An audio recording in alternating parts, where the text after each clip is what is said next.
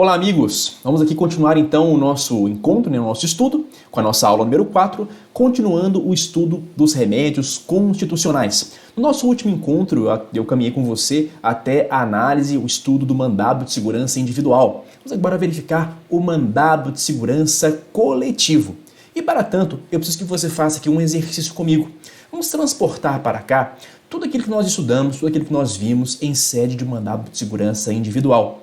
Aqui no mandado de segurança coletivo, o que vai alterar basicamente é a legitimidade ativa, ou seja, quem é que vai impetrar o mandado de segurança? Óbvio que no mandado de segurança individual, o que se busca tutelar, o que se busca proteger é determinado direito líquido certo de titularidade daquele que impetrou o mandado de segurança. Aqui no coletivo, o que se busca proteger, na verdade, são direitos líquidos e certos pertencentes a uma coletividade de pessoas, pertencentes a determinado grupo. É por essa razão que o artigo 5º, inciso 70 da Constituição, consigna que podem impetrar o mandado de segurança coletivo as seguintes entidades. Primeiro, partido político com representação no Congresso Nacional, organização sindical, entidade de classe, por exemplo, a OAB, para mencionar apenas uma delas, e também a associação, desde que esta associação esteja legalmente constituída, ou seja, desde que ela exista e esteja funcionando regularmente há pelo menos um ano. Bacana! Estes, então, são os legitimados que podem impetrar o mandado de segurança coletivo em favor da proteção dos interesses, dos direitos líquidos e certos dos seus integrantes, dos seus componentes. Joia, beleza. Agora, existe aqui uma informação que é muito preciosa e que por vezes é cobrada em prova. Olha só, eu quero te contar aqui e quero explorar com você o teor da súmula número 629 do Supremo Tribunal Federal. Gente, entenda o seguinte: as associações, quando elas vão propor alguma ação em favor dos seus associados, elas precisam obter antes autorização prévia, autorização expressa dos membros, dos integrantes desta associação. Quem estabelece esta regra é o artigo 5º, inciso 21, que está aqui no finalzinho da sua tela. Acompanhe aí junto comigo, quer ver só? As entidades associativas, quando expressamente autorizadas, têm legitimidade para representar seus filiados, judicial ou extrajudicialmente. Então, ao ser proposta uma ação em favor da proteção dos interesses dos associados, dos integrantes daquela entidade, é preciso que haja autorização expressa por parte deles. Entretanto, a súmula 629 do Supremo Tribunal Federal veio excepcionar essa regra, dizendo assim: quando for a impetração de mandado de segurança, neste caso, não será exigida autorização expressa, já que esta autorização ela decorreria do próprio texto constitucional. O próprio Constituinte teria autorizado estas entidades a impetrar mandado de segurança coletivo em favor dos seus associados. Ok? Muita atenção à súmula 629. E é curioso porque a súmula 630 vem trazendo também uma informação muito relevante que você precisa saber. A súmula 630 do STF diz ainda que é cabível a impetração do mandado de segurança coletivo a favor dos integrantes da entidade associativa, ainda que este mandado de segurança venha interessar a apenas uma parte da categoria. Não precisa, evidentemente, que este IMS venha a ser impetrado em prol de todos os membros. Pode ser que, de repente, apenas uma pequena parte tenha interesse na impetração deste mandado de segurança coletivo. Então, fica ligado nas súmulas 629 e 630 do Supremo Tribunal Federal. Próximo remédio constitucional, mandado de injunção. Ele está previsto também expressamente na Constituição, lá no artigo 5º, inciso 71. Atenção, meus amigos! Esse remédio constitucional ele é cabível naqueles casos em que estiver configurada uma omissão inconstitucional. Vamos lembrar de um detalhe? Naquela classificação muito difundida e conhecida por todos vocês, do professor José Afonso da Silva, nós temos normas constitucionais de eficácia plena, normas constitucionais de eficácia contida e também normas constitucionais de eficácia limitada. As normas de eficácia limitada são aquelas que somente produzirão seus plenos efeitos jurídicos na hipótese em que houver uma complementação por lei infraconstitucional. Parece estranho, né? Mas a norma da Constituição somente produzirá os seus plenos efeitos se for complementada por uma previsão da lei infraconstitucional. Agora, naqueles casos em que o indivíduo possui um direito, um direito de matriz fundamental, inclusive, previsto na Constituição, em uma norma de eficácia limitada, mas inexiste lei infraconstitucional regulamentando aquele dispositivo, bom, o indivíduo, infelizmente, ficará impossibilitado de exercitar esse direito fundamental. Daí porque será gerada uma omissão inconstitucional. É estranho, né? Como assim? Eu tenho um direito fundamental previsto na Constituição, mas está condicionada a plena produção de efeitos da norma a uma lei infraconstitucional que não existe. Tá vendo que existe um obstáculo ao exercício do direito? Então, quando isso acontecer, está caracterizada uma omissão inconstitucional, que se chama, na jurisprudência, de síndrome da inefetividade. Desse modo, todas as vezes que algum indivíduo ficar impossibilitado de exercer algum direito fundamental, porque falta lei infraconstitucional regulamentadora, ele poderá se valer de um mandado de injunção para que esse problema seja resolvido no caso concreto e ele possa então exercer o seu direito.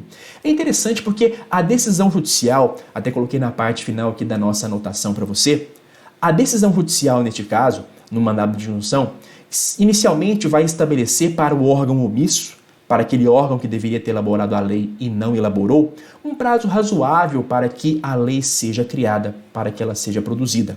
Entretanto, se este prazo não for observado, o judiciário vai dar ao impetrante do mandado de injunção condições para que ele possa exercer o seu direito, para que ele não fique de mãos atadas no exercício de um direito que tem matriz fundamental. Ok? E para finalizar aqui os remédios constitucionais, devemos falar, é claro, da ação popular. Um dos principais remédios constitucionais, isso porque a ação popular consiste no próprio exercício direto da democracia, né? Bom, a coisa pública, pessoal, ela pertence ao povo e a ação popular é um importante mecanismo que o Constituinte colocou à nossa disposição para que nós possamos fiscalizar e controlar os atos do poder público. Bom, pensando nesse sentido, então, é que a ação popular tem por finalidade anular ato lesivo. Gabriel, ato lesivo aqui. Olha só, está aqui anotado para você. Anular ato lesivo ao patrimônio público.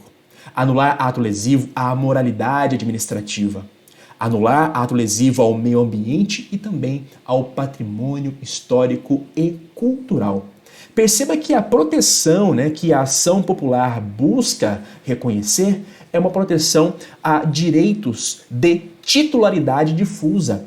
São direitos de terceira dimensão, de terceira geração, voltados ao valor fraternidade, voltados ao valor solidariedade. Pense você, patrimônio público, patrimônio histórico, meio ambiente, moralidade administrativa, a quem isso pertence?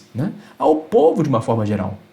A titularidade do direito aqui ela é difusa. Então, todas as vezes que se estiver diante de uma lesão a esses bens ou uma ameaça de lesão a esses bens, é possível que algum cidadão, alguém que tenha aí direitos políticos, alguém que tenha título de eleitor, para ser bem mais exato e específico com você, algum cidadão, algum eleitor poderá propor ação popular visando anular o ato lesivo ou visando evitar a concretização do ato lesivo.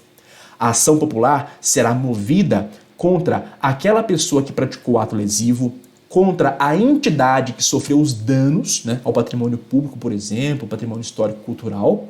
Bem assim, a ação é movida em face dos possíveis beneficiários desse ato lesivo. E vale dizer, esta ação ela é também isenta de custas processuais. O autor da ação popular não paga custas processuais, nem paga honorário de sucumbência. Ou seja, se ele vier a perder, se o seu pedido vier a ser julgado improcedente, ele não tem que pagar honorários advocatícios para o advogado da parte contrária.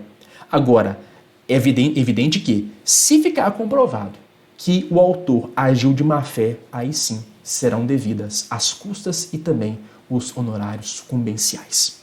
Ok? Maravilha? Eu trouxe aqui duas questões representativas de conhecimento relevante para nós mostrarmos como é que esse assunto é cobrado em prova. Vamos lá! João, antes disso, deixa eu só aqui excluir o meu vídeo para que você possa visualizar melhor o que está no slide. João dos Santos foi selecionado para atuar como praça, prestadora de serviço militar inicial, fato que lhe permitirá ser o principal responsável pelos meios de subsistência da sua família. No entanto, ficou indignado ao saber que sua remuneração será inferior ao salário mínimo, contrariando o texto constitucional esculpido no artigo 7º, inciso 4º da Constituição.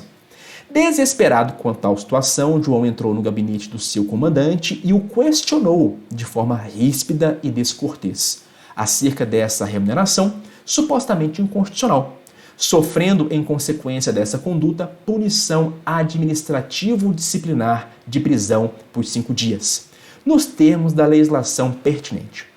Desolada, a família de João procurou um advogado para saber sobre a constitucionalidade da remuneração inferior ao salário mínimo, bem como da possibilidade de a prisão ser relaxada por ordem judicial.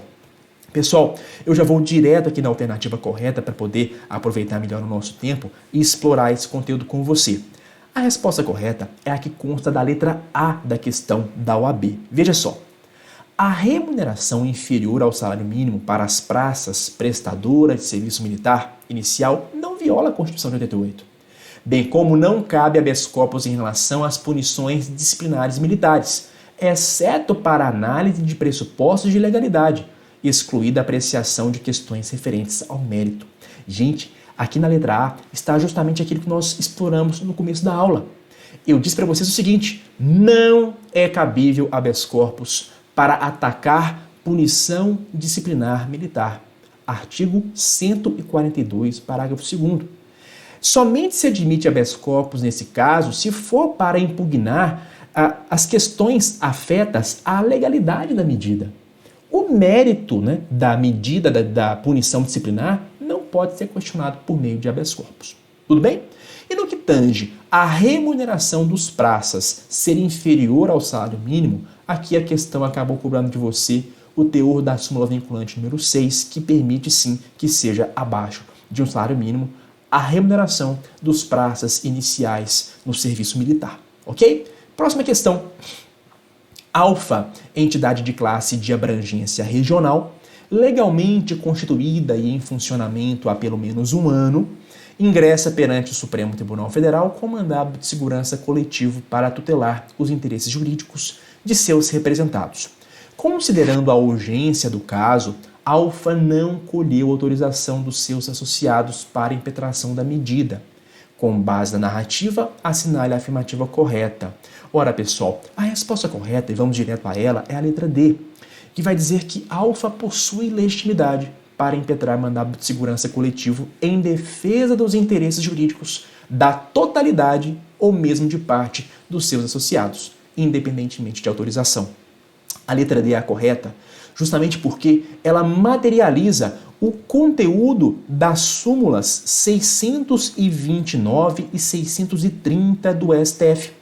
A súmula 629 diz que o mandado de segurança coletivo pode ser impetrado independentemente da autorização dos integrantes da entidade associativa, e a 630 vai estabelecer que o MS coletivo pode ser impetrado independentemente de contemplar o interesse da totalidade ou não dos integrantes daquela entidade associativa. Então, muita atenção, essas súmulas elas sempre caem, não só nas provas da OAB, mas também em provas de concurso público. Meus amigos, muito obrigado a vocês pela atenção. Nós encerramos os remédios constitucionais e voltamos no nosso próximo encontro com o tema Direitos de Nacionalidade. Muito obrigado, sangue nos olhos e vamos juntos em busca da sua aprovação na prova objetiva da OAB. Tchau, tchau. Até lá.